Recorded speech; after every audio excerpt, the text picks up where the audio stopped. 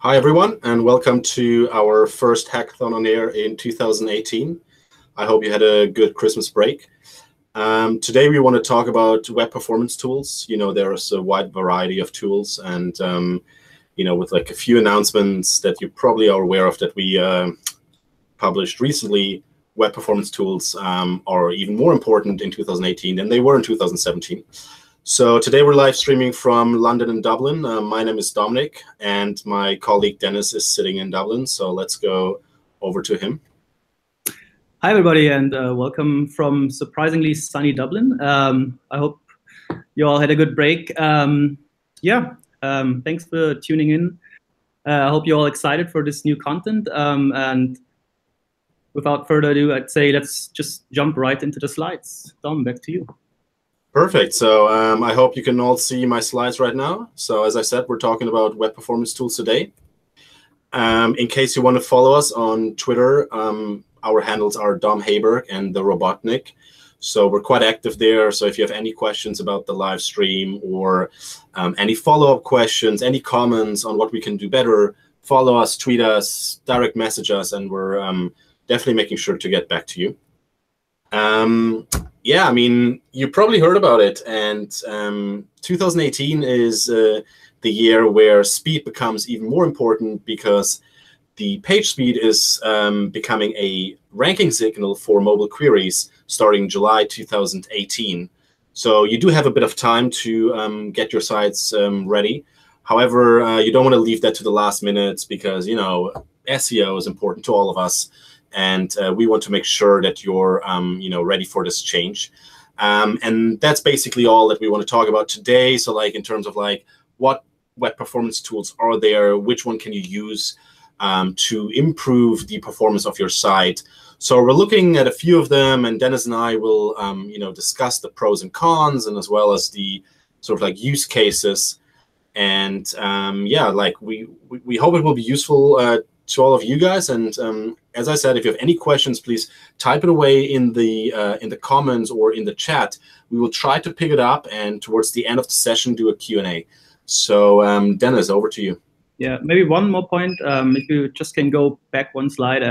We also linked the blog post down there for you. If you haven't heard of it, feel free to check out the blog post. So just type in this hopefully handy short link. It's case sensitive, and it will guide you to the webmaster's blog post. Yeah, okay. Let's have a look at our first tool. We want to present a few tools and also the back end of the tools. And we thought we'd start out with what we like to call a conversation starter tool, maybe.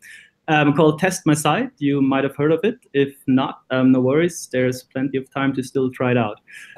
So basically, what is TestMySite?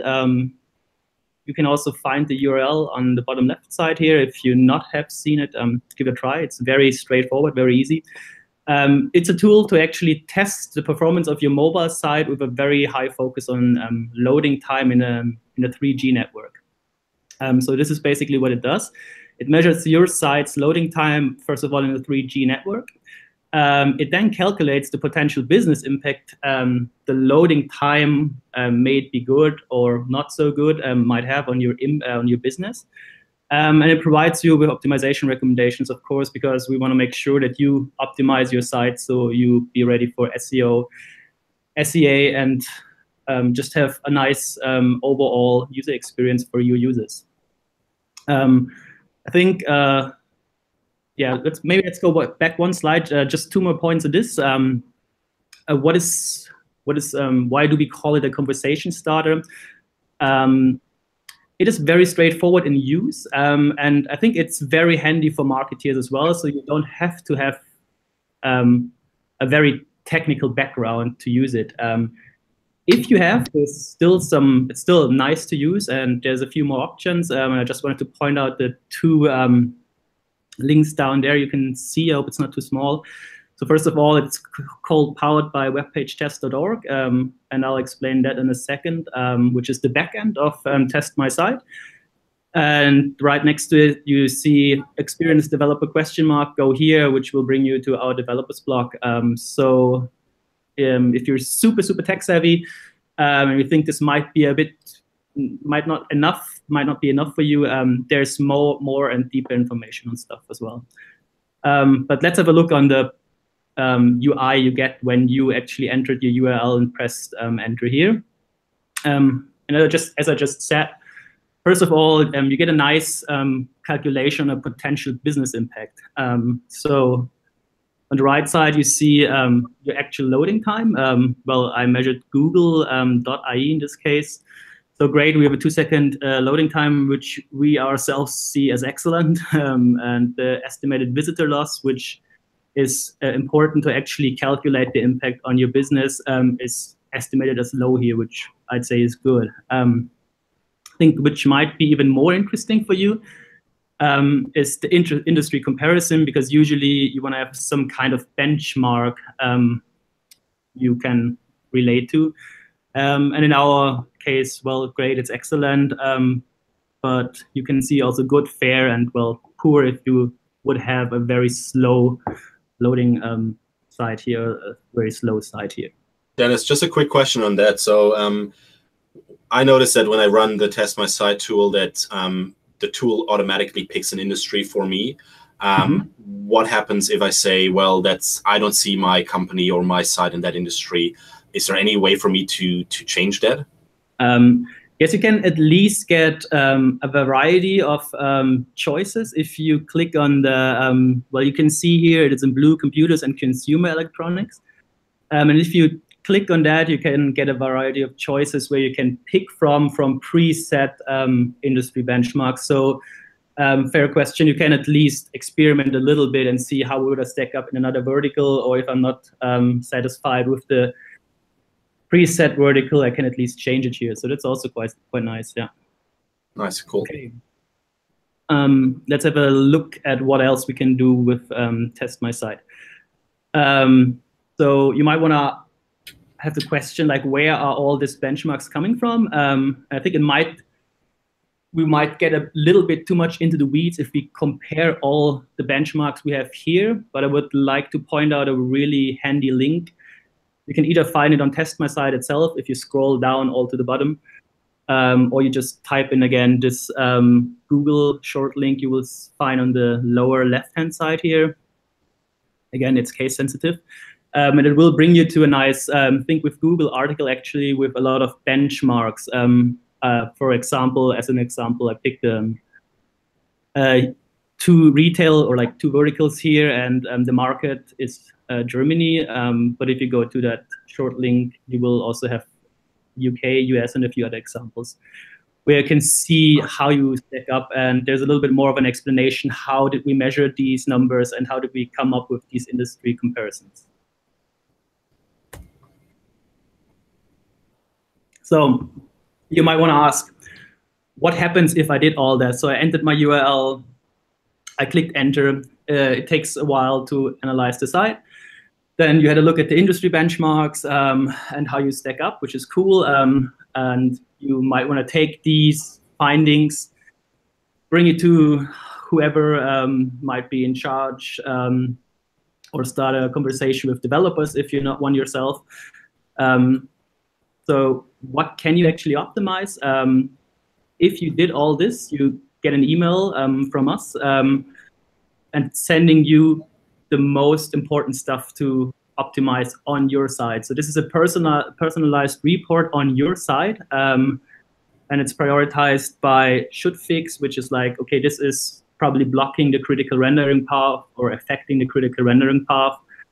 So this is a should fix, meaning if you fix that, you will scrape off quite a lot of loading time from your site. Then there's a, well, consider fixing. I don't want to say it's nice to have. It's still really worth it fixing, but maybe not as important as the should fix. And it also points out the stuff you already done, which is cool. And you should keep on doing if you, like, for example, add new sites or etc. Dennis, just two questions on that. The audience might be having the same questions. So this report can I only receive that via email, or is it also available once I run the test, so like on the web? So for now, this is only, you can only receive that via email. So you have to input your email address, but yeah, you will get it within an hour, if I'm not mistaken. Yeah. And how about, like, do I get information on what exact resource do I need to optimize, or is it more like a high-level overview? It's more of a high-level overview. I think it's a very good question. This might be, you could say this could be a caveat of TestMySite, since it's more intended to be a conversation starter, bridging the gap between, let's say, marketing and developers. It doesn't go as much into the weeds as other tools we're going to talk about in a second will do. So it doesn't exactly tell you which is the resource that might be render blocking, as in this is the file name of it.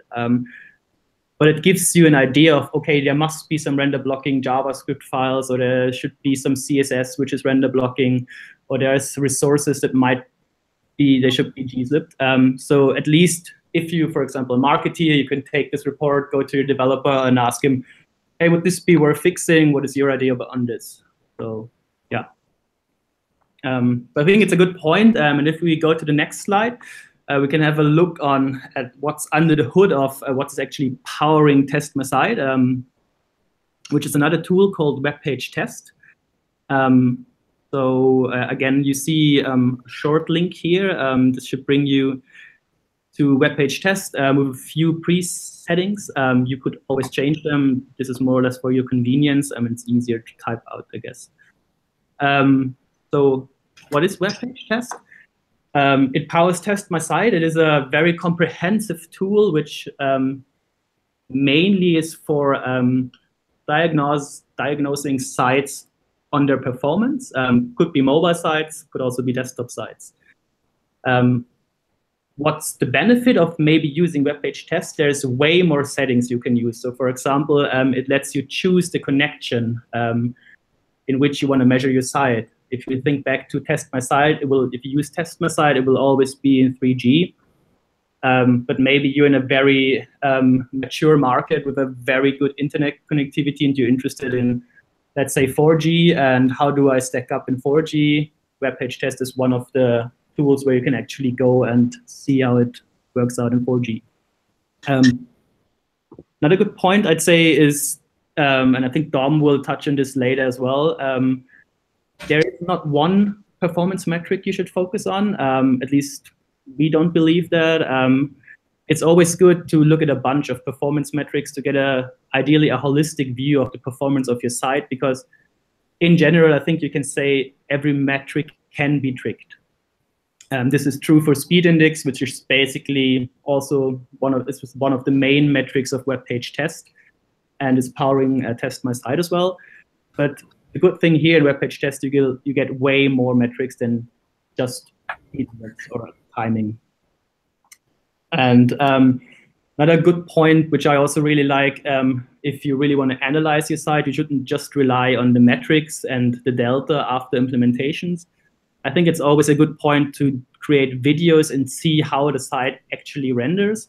And this is also something you can do very easily in WebPageTest. So it's very good for this analysis, but it could also be nice to actually send this to someone in your company again and see, this is how our site renders for, let's say, a user who comes over a 3G connection with nothing in the browser cache, to, let's say, convince someone of maybe a performance issue you think your site might have. Cool.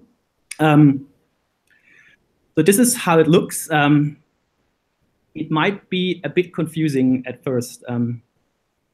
So I think the main parts you want to have a look on here is, of course, you enter URL. I'd say that's pretty straightforward. You set your test location, ideally wherever your main user base is based. Good thing is there's a bunch of test service you can actually choose from. So let's say if you have a very international demography and a lot of international customers, you could do multiple tests and also see how it affects your loading time. You can choose a browser. I'd recommend going to your web analytics tool and just have a look on the maybe top 3 browsers your users are using, because we're seeing there's quite a few differences in that depending on the country and demography you're serving. Then, as I mentioned before, you can choose a connection. In this part, well, in this case, we chose 3G. We also would recommend to usually run 3 tests to get rid of outliers. It's quite handy. Then you can take the median, and you can be a little bit more confident this won't be an outlier. And then you can have a repeat view or a first-time view. We would usually recommend that you test, at least start testing for a first view only. That basically means you're optimizing towards first-time users. They don't have anything in the browser cache, so the experience might be even a bit more tricky for them because your site is potentially slower for a first-time user as well. And I think another good point, if you might want to ask yourself now, what would be the recommended settings I should use?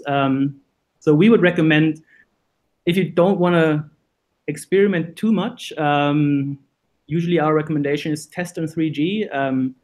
Because if you optimize for the worst case, 3G for a first-time user is probably the worst case. You can be sure that in other connectivities you will be fast enough. And we would also usually recommend to optimize towards a mid-range device. If you go on the next slide, we can actually see that you can also choose devices here.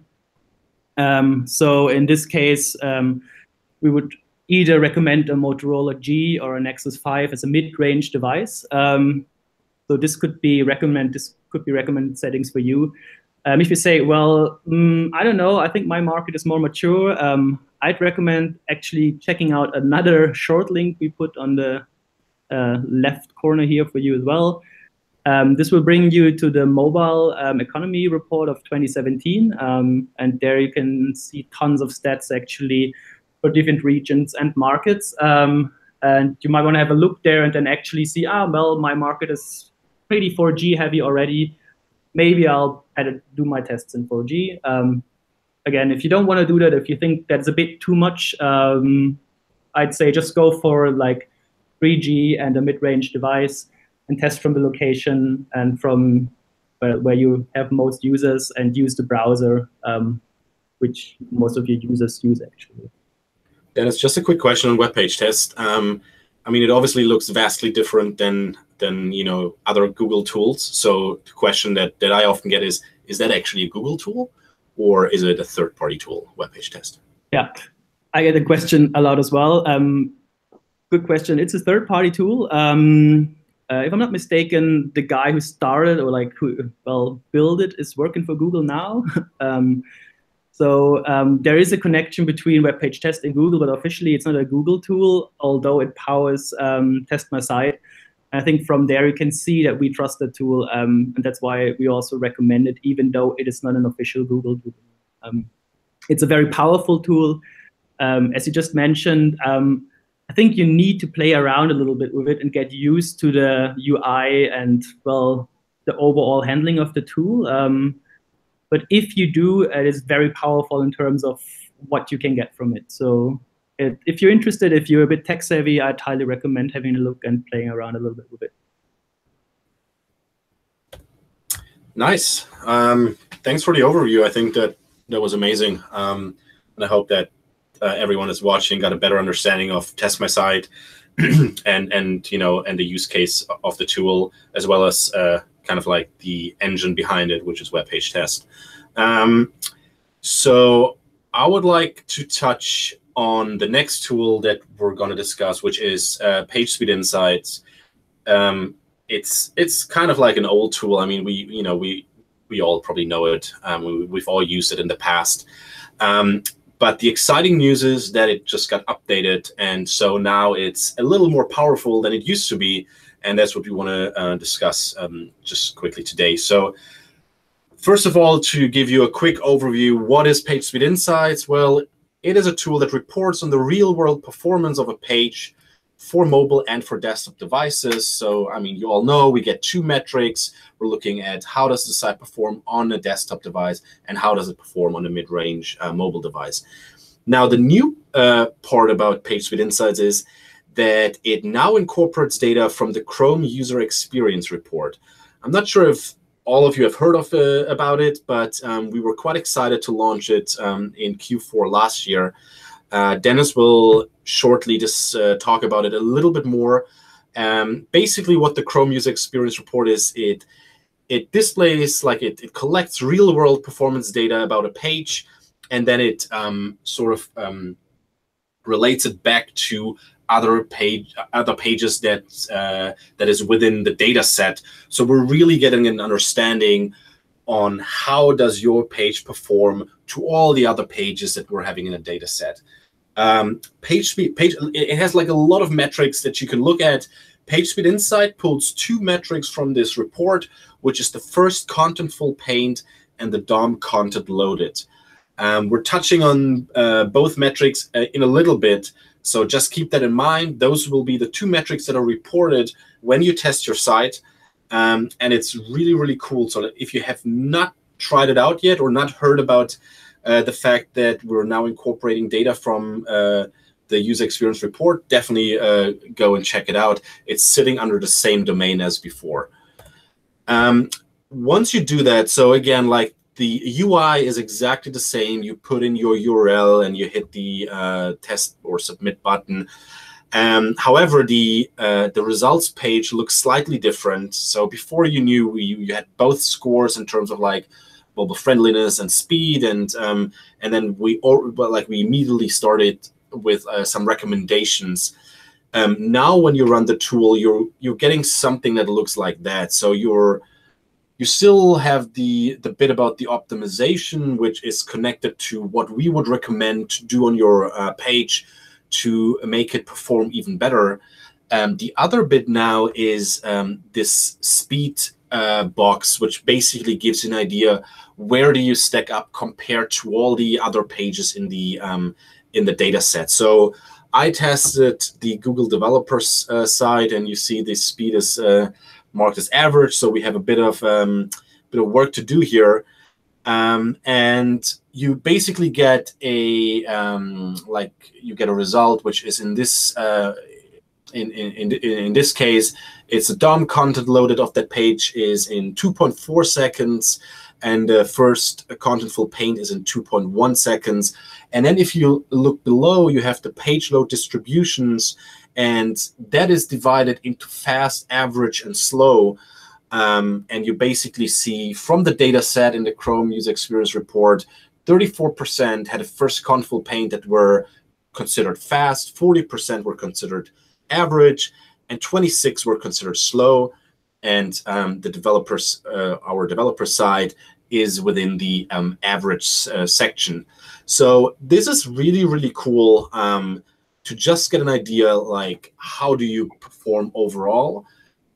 If you're in the average section and you say, well, but I know my page quite well and we've done a lot of work, that's fine, and maybe it doesn't have to go all the way up on your priority list. However, if you land in the slow section, maybe there's some more work to do that you should look into. Just for those of you that are not 100% sure what DOM content loaded is, it basically just measures when the HTML document has been loaded and parsed. So definitely go and check that out. There are a lot of links where you can learn more and get some more information around the Chrome User Experience Report, the metrics, and kind of like the first steps that you should do. Don't worry, when you run the test, you will still have the recommendations there. So that hasn't changed. It's basically just an evolution of the tool with some more useful data.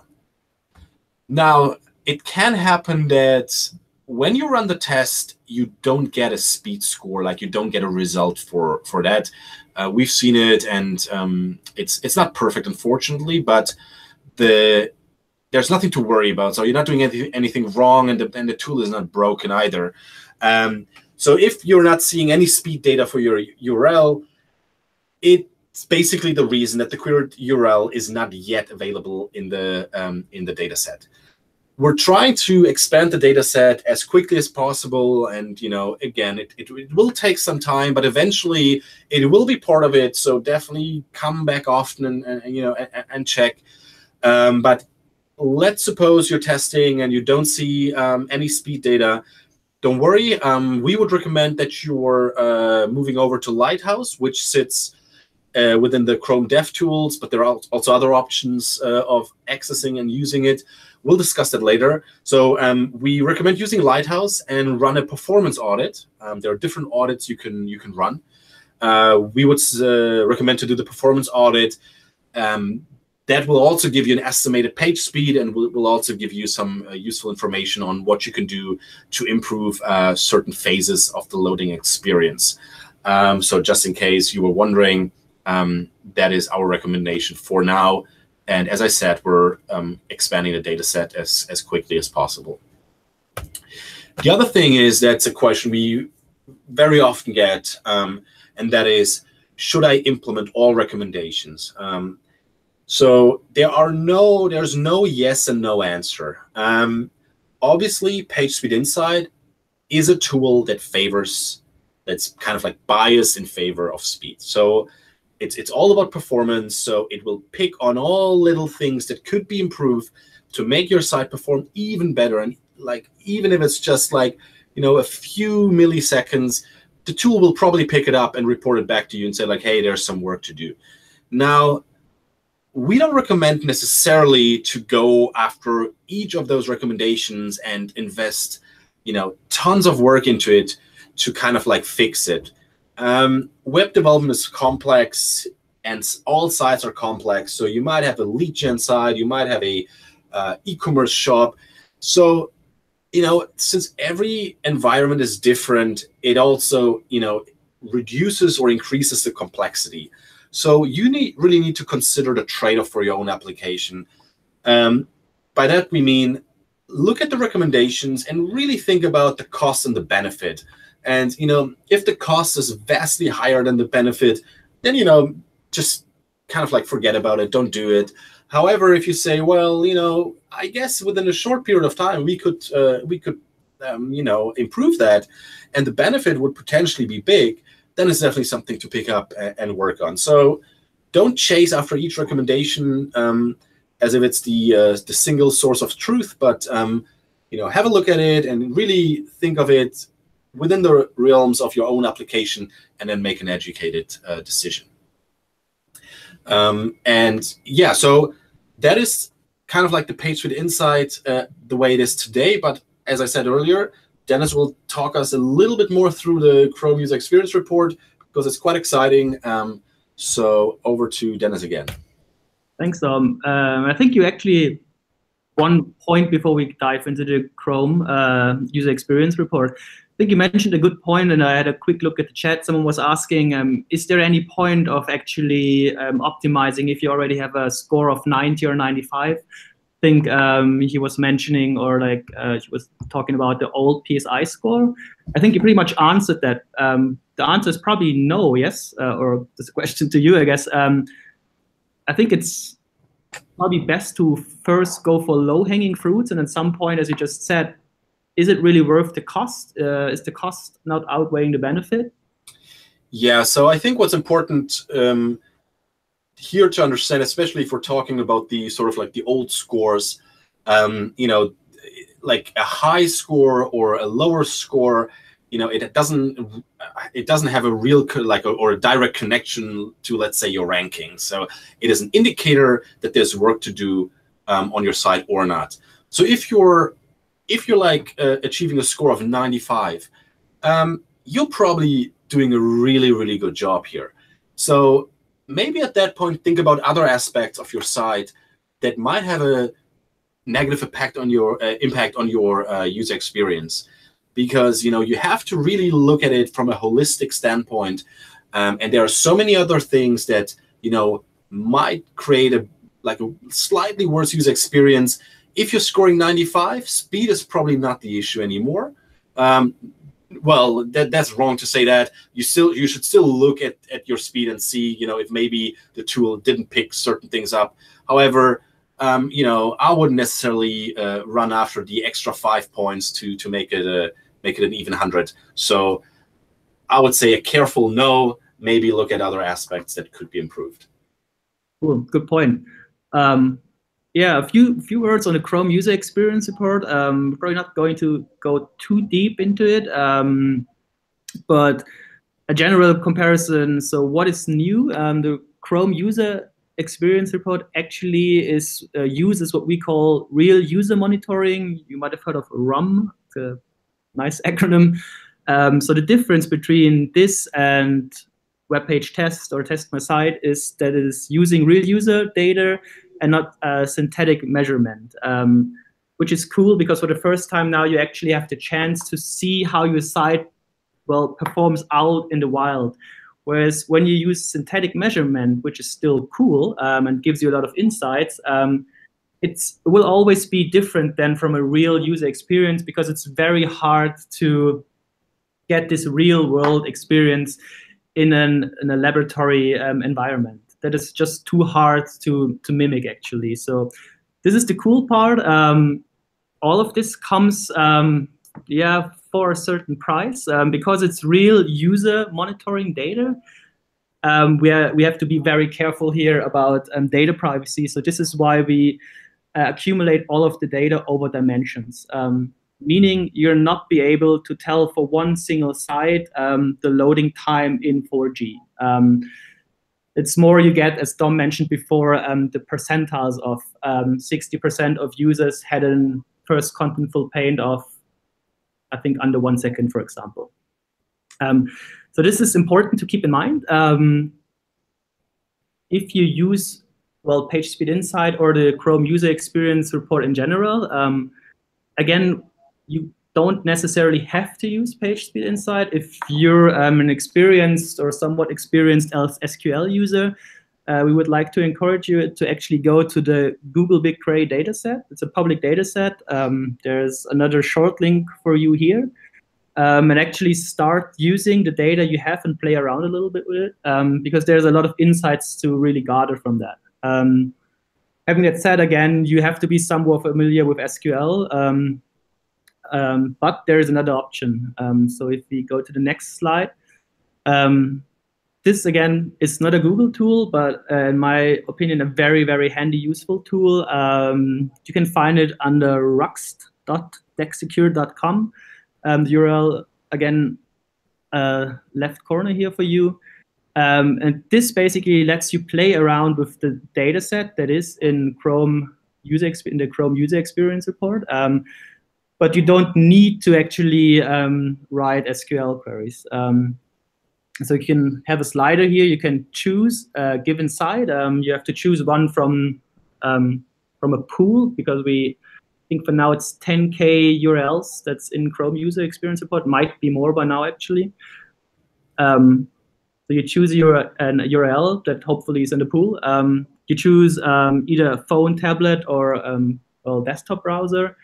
You choose the connectivity, and then you can play around with this little slider here, which says time in seconds, and can actually have a look which amount of people had a first contentful paint under 2 seconds here.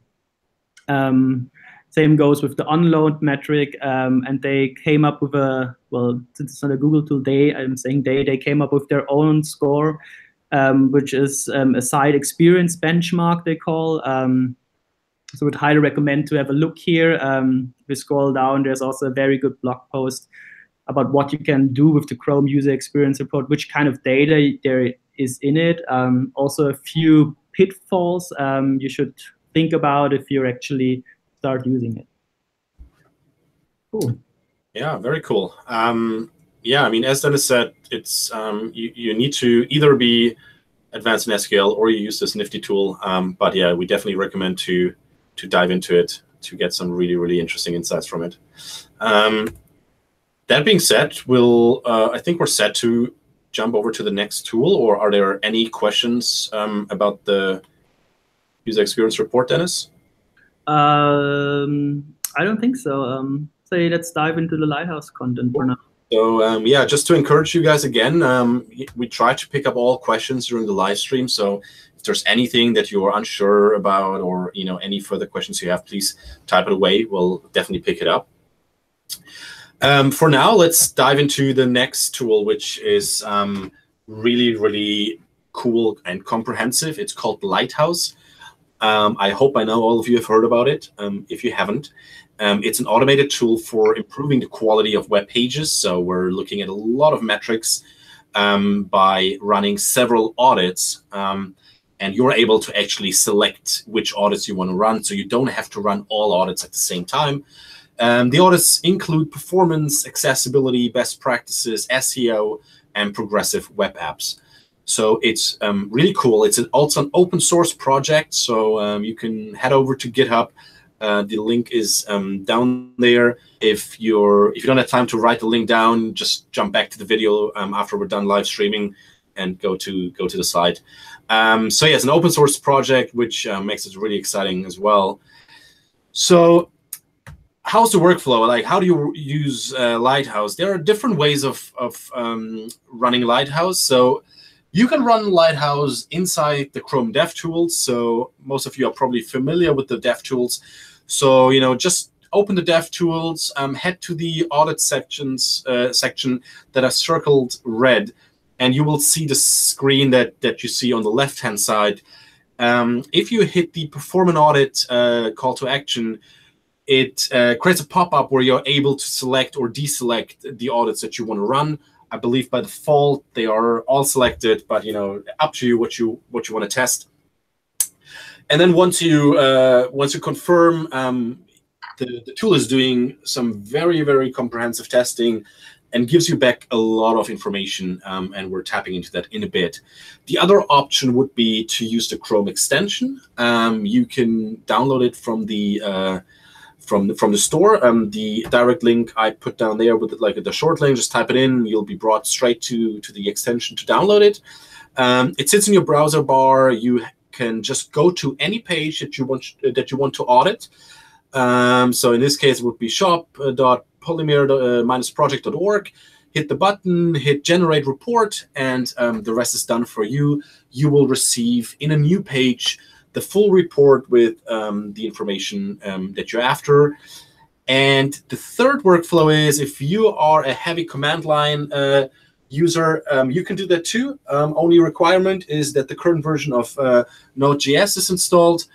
Once that's done, you can install Lighthouse with npm, and then to run an audit, you basically just use the command Lighthouse, add the URL that you want to test, and that's it, and you will get the results.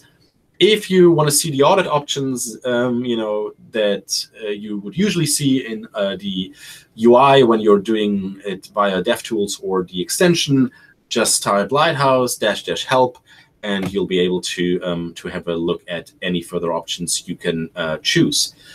Those are the three ways of running Lighthouse. So up to you which one you prefer.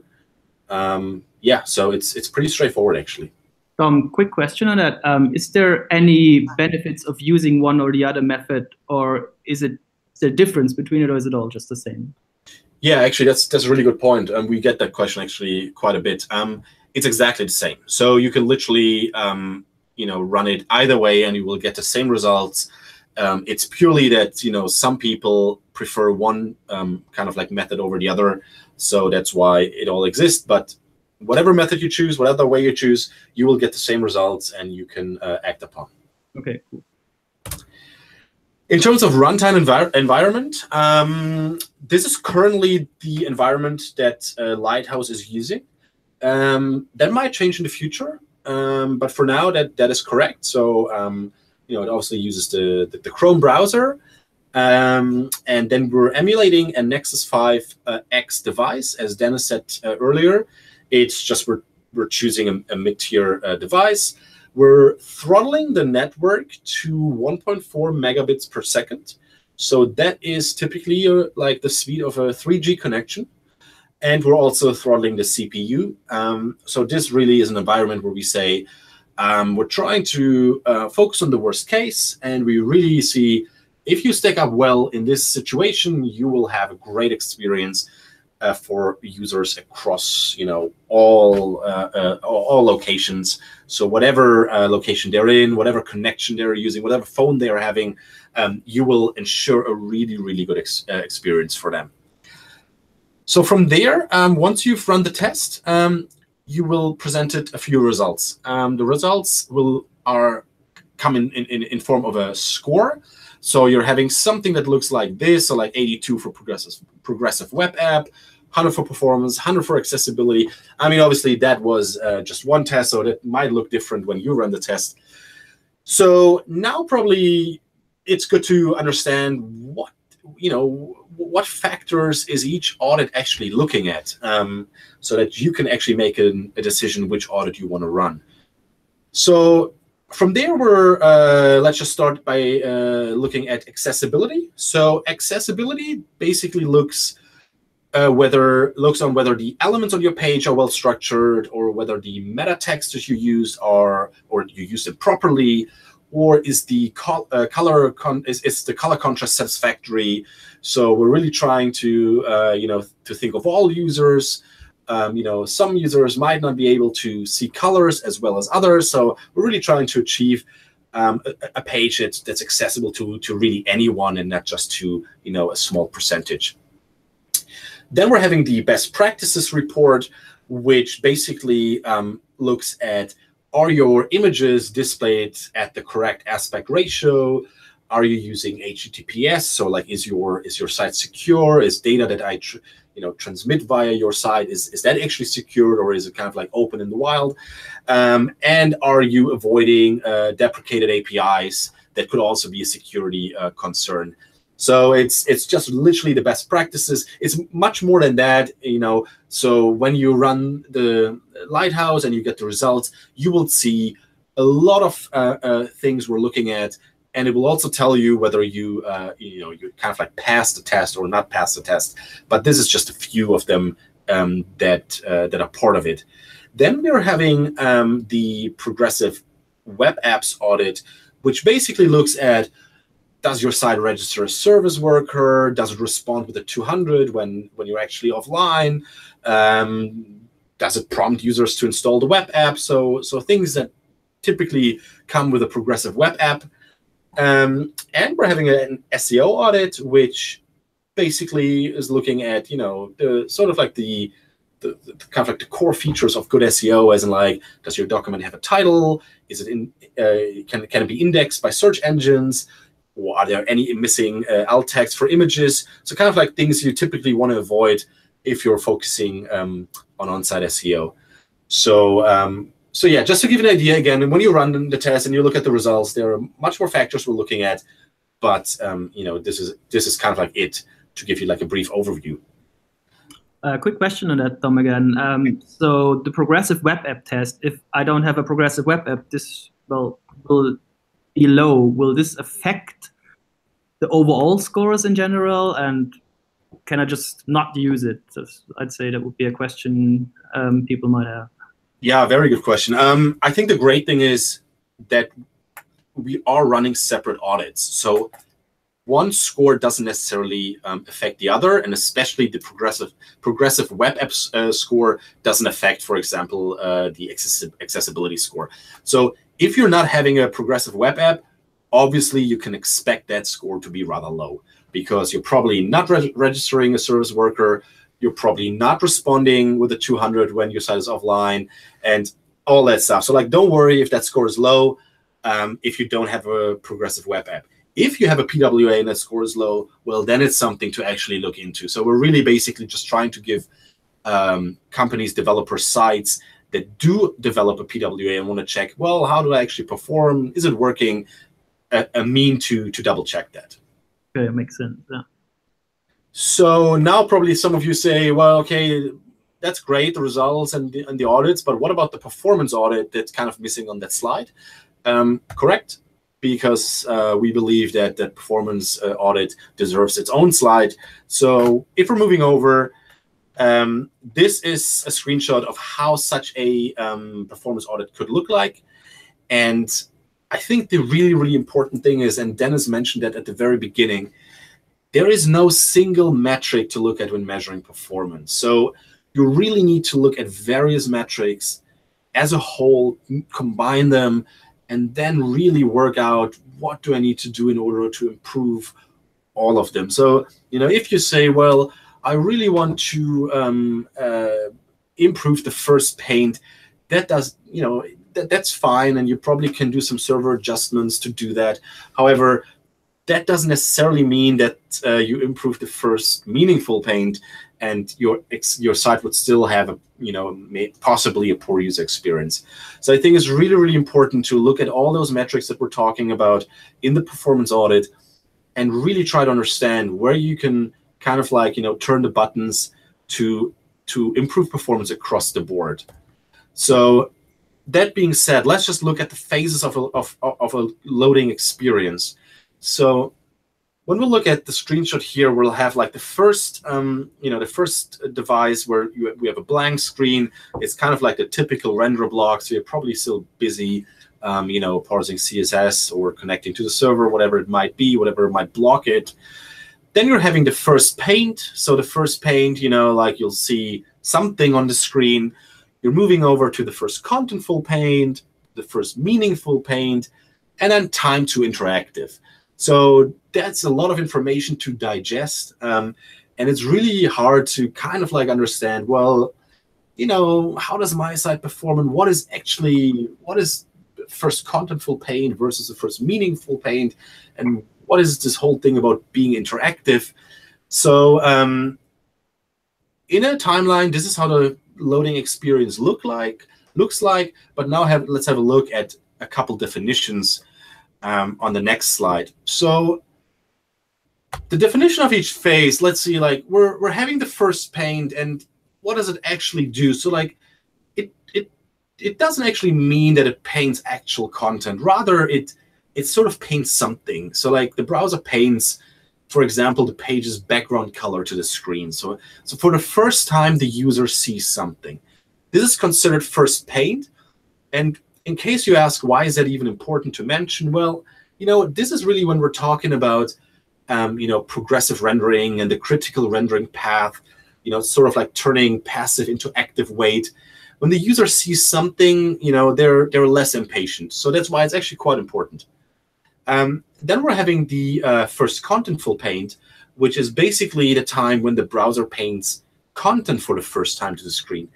That doesn't necessarily need to be very important content, but it might be your logo. Well, in some cases, that is actually quite important.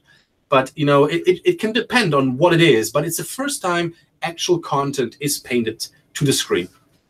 From there, we move on to the first meaningful paint, which is basically it measures when the page appears meaningfully complete. So the user says, or the user feels, well, the primary content of the page is actually visible to me. This is quite important because this really gives the user the feeling of completeness. So you really want to try to move the first meaningful paint much as much as possible left on the x-axis in terms of timeline, because the quicker the user feels the site is complete, the higher the chances the user will stay on your site. And from there, we move on to time to interactive, which is basically measures the time when the page is, we say, minimally interactive. So that means the user, inputs something, presses a button, and the site responds within a reasonable amount of time. We're coming back to the reasonable amount of time, but it means that the site is not fully interactive, but reasonably, it responds in a reasonable amount of time. So those four sort of metrics are quite important when we're talking about the critical rendering path, because it ensures that the user doesn't bounce. So there are some statistics that in the first 3 seconds, about half of your users bounce already. Again, that might be very much dependent on the vertical you're working in, or the strength of your brand. But those four metrics are quite important and definitely have a positive impact on users sticking on your site and having a good first impression. Tom, let me throw you a tricky question before we go on here. Sure. are they all equally important, or would you recommend going for one, optimizing one first, or is this just a question which is too general to ask or to answer? It's really tricky to answer that in one sentence, because I mean, we probably all hate the response "it depends," but it really, it just really depends. Like in certain cases, you really want to focus on one metric over the other. But as we kind of keep saying, it's really important to keep them all in mind. And the great thing is that if you start working on the critical rendering path, so let's say it takes a very long time for your server to respond, you generally have a bad first paint metric, a bad first contentful paint, and a bad first meaningful paint, because it's sort of like this delay at the very beginning contributes to all the metrics. So if you improve, if you improve that, you will see an improvement across the board. So I would really say to try to identify things that you can optimize that have a positive impact on all the metrics. Okay, that makes sense. Cool. So like once we looked at those 4 metrics, there's obviously more to come. So the Lighthouse performance audit looks at something that's called consistently interactive and input latency. So what is that? Consistently interactive basically means that the page yields control back to the main thread at least every 50 milliseconds. So one big problem of slow sites is that the main thread is just, busy all the time. So, think about it. The browser has just this one thread where all the work is being done. And if you have a really big JavaScript file that's not loaded async and it's blocking the main thread, then, basically it's a problem, because it's kind of like there's congestion, and the browser, the site cannot respond to the user as quickly as it should. When we talk about input latency, we're looking at how long does it take for the page to respond to user input. So apps have 100 milliseconds to respond. That's kind of like a benchmark you can keep in mind. Anything above 100 milliseconds, the user will perceive it as laggy. So how does that play together? Well, if basically the page yields control back to the main thread every 50 milliseconds, you should really aim of an input latency of 50 milliseconds, so that, both combined, you're not going over the 100 millisecond benchmark. So this is really important, that not only do you want to load very quickly so that the user can see your content, but the next step is the user wants to interact with your content.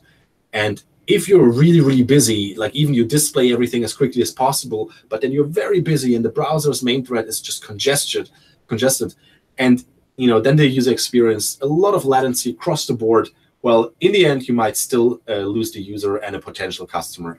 So again, that again plays into the whole mix of metrics to look at. So don't focus on one. Really try to optimize across the board to create a really, really good user experience.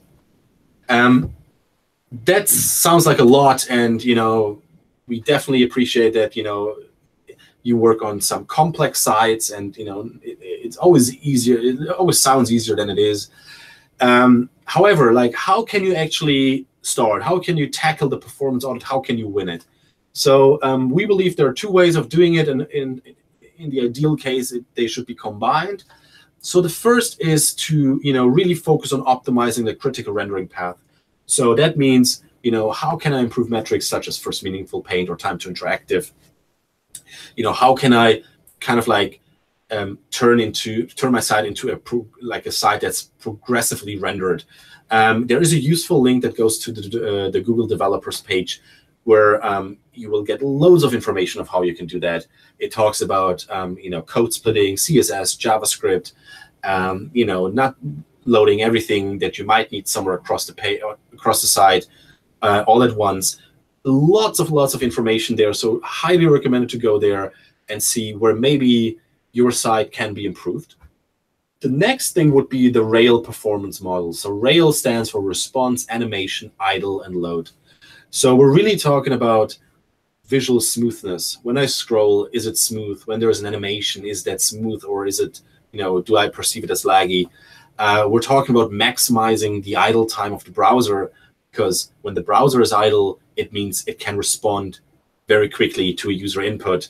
On the other hand, when the browser is not in the idle state, it might be delayed. So besides the load, we're looking at the page as a whole, and really our goal and your goal should be that the user experience is not just good in one specific point of the funnel, but really across the funnel, because this gives you the highest chance that the potential customer is making a purchase or submitting the lead generation form, and so on. Again, on the Rail performance model, there's another useful link that you can visit. It's it will be explained there in more detail, and you will get some more interesting stats. So yeah, highly recommended to look at both. And again, if you have any questions, put them in the comments, put them in the live chat, tweet us. There are multiple ways to connect with us, so definitely feel free to fire questions at us.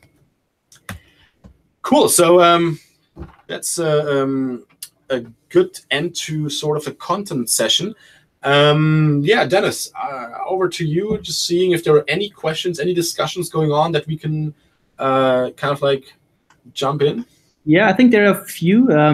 Let's be mindful of time here. I think we can do like four or 5 more minutes before people probably have other stuff on their minds as well. I think a very good question just came in.